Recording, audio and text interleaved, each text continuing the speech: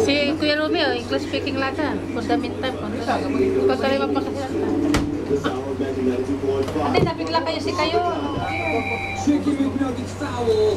What? Look, these aren't fries. These are McDonald's chicken McNuggets. There are rules. You can't just grab them like that. Hey, but you get 20 of them for $4.99. McNuggets rule number 1. Always ask before taking one. Even though, yes, the 20 pieces now is just $4.99. Alright, note taken. 2. Never ever double dip. What if I flip the McNugget on its other side? Yeah, that's exactly. But no crossovers. Dipping into barbecue sauce after sweet and sour will result in a major penalty. So, choose your sauce wisely.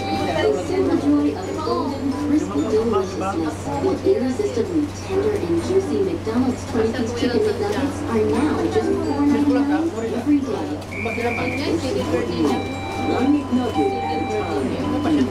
What was that last one? McDonald's would like you to know that they're open late. They're also open lately and way late. In fact, many locations throughout San Diego County are now open 24 hours. They drive through anytime. Participation varies. Here's another live weather update brought to you by Golden Acorn Casino and Travel Center. What's coming our way, Joe? Well, it's Golden Acorn Casino's 10th anniversary celebration, so I'm forecasting cash, prizes, and fun. Cash, prizes, and fun. On Saturday, August 13th, you can chow down at a barbecue cook-off, see a classic car show, and 2 free